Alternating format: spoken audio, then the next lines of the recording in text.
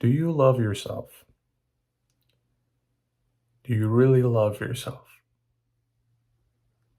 Now, I'm not asking this from a point of arrogance or a point of narcissism. I really want to know if you truly love yourself. We all will have negative thoughts and inner critics and doubters and haters, but no matter how much doubt they sow, no matter how much anxiety or fear or confusion they might create, at the end of the day, it's a matter of how much we love and take care of ourselves. Self-love is a huge buzzword these days. There's a lot of different solutions and therapies and medications and practices and meditations and so on how to cultivate and nurture self-love. But it's really a perspective. It's an attitude, right? That's the most important thing. It all starts with the mind. If you cannot have self-love in the mind, it's very hard to have it anywhere else.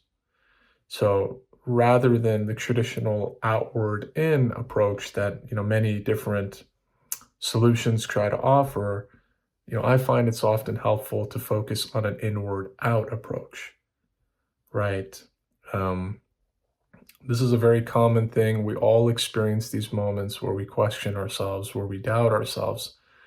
I used to be the biggest victim of this. I used to be someone that would always doubt my abilities, even when other people have encouraged me. For example, my dad would always tell me that I was good at a certain thing, whether that was writing or speaking, and same thing with my mom and other family members. But for some reason, I just always doubted myself. And I learned that, even when the environment is positive, like it was in my situation, the inner environment was not. The inner environment needed work, it needed reflection, it needed a space and room to love and to let love grow. So that's why it's so important that, when you are embarking on this journey to have more self love, that you let it start within. Now, there's of course many different ways and many different practices we can do to cultivate sort of that inner awareness of our own beauty. What I like to do is to focus on who we really are as a person, right? There's this very beautiful line by Rumi where he says, "You are a manuscript of a divine letter." If you think about this for a moment, we are all put onto this earth for a reason. Nothing happens by accident. Just you being here right now, watching this video, taking all of its insights in, is a reflection of God wanting you to be here right now. And if God wants you to be here right now, then that is the ultimate proof that your life has value, that your life is priceless, and that there is no other person, neither in the past, in the present, or even in the future, that can ever replace your life. Think about that for a moment. There's something about you that is so unique, that is so special, that God saw that it deserves to have a life, and that it deserves to be experienced, and that it deserves to manifest itself in the form of a human, in the form of a soul encased inside a human. So when you think about it from that perspective, then you realize, you know what? Actually, my life does have value. I am worthy of love. Love is such an interesting concept for many of us, right? We're always trying to seek love and to receive love. We're most of the time when we think of the word love, we think about it in relation to another person. But if you think about it, it's hard to love another person if you don't love yourself. It's hard to receive love from another person if you don't receive it from yourself. So the number one giver and recipient of love should be yourself, right? That's where it all starts. That's where it all begins. A lot of the times when we find ourselves seeking for love in all the wrong places, it's because we haven't really spent the time to actually love ourselves.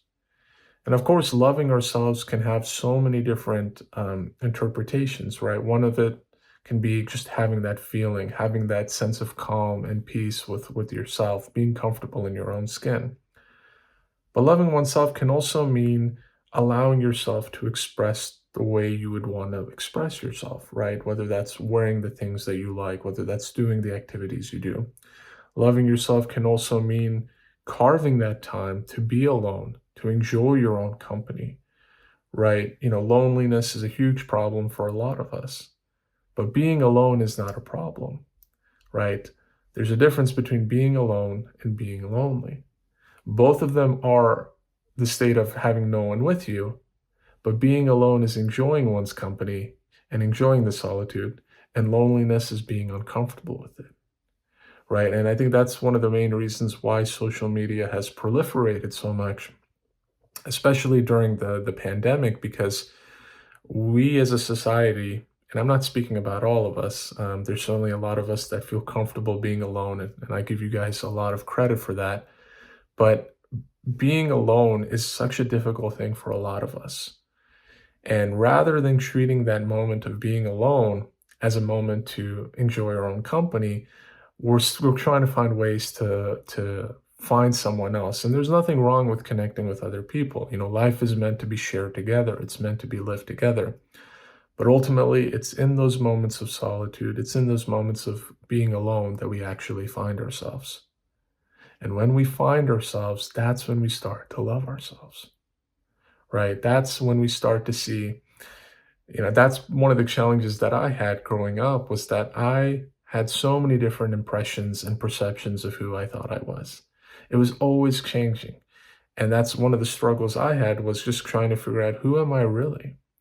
Because until I figure out who am I really, then I'm just constantly switching from one identity to the other. Am I this? Am I that? And it's hard to love someone that is constantly changing.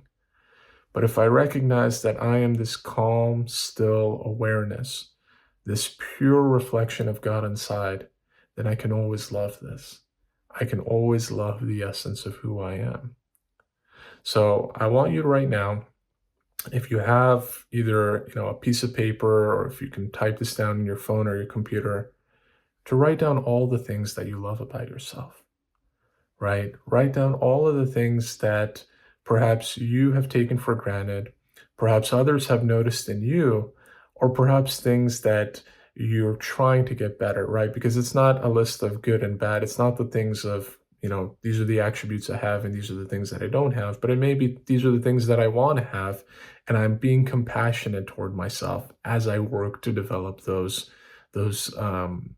capabilities, or those ways of looking at the world, right? That's an important aspect of it as well. It's not just loving yourself, but being compassionate with yourself.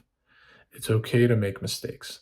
It's okay to have setbacks. We all experience those moments where we will just struggle and we'll grind through something. But if we're not compassionate with ourselves, that's the worst thing we can ever do to ourselves. Self-love is really self-compassion. You must be compassionate with yourself. You must forgive yourself. Because if you can't do that, then no one else can do that for you. And it's an element of also respecting yourself, to have some level of dignity and self-respect, and to recognize, these are the things that I stand for. These are the things that I can't compromise on, right? There's a certain set of values that we all have and that we all aspire to. And if we don't set clear limits or boundaries, then others can just step over that, or our own thoughts can do the damage and step over that. So self-love is obviously a very broad and vast subject. I don't expect to try to cover it all here in a 10-minute video, but I hope you get the idea that you are worthy of love. You are worthy of receiving the highest form of love and compassion there is, which is the love of one's soul. Now, notice how I say the word soul. I'm not talking about this human body that you and I are currently occupying. We are much, much, much deeper than that. So now is the time to actually explore, well, what is that? What is that thing that is deeper than a mind, that is deeper than a body? And how do I get to it? How do I actually travel into the depths of my being to find who I really am? I promise you, when you actually begin this journey, you will find who it is that you actually need to love. So I hope you found this video helpful, especially if you're going through a moment right now where you're doubting yourself, where you're probably not giving yourself the attention and care that you need in this moment.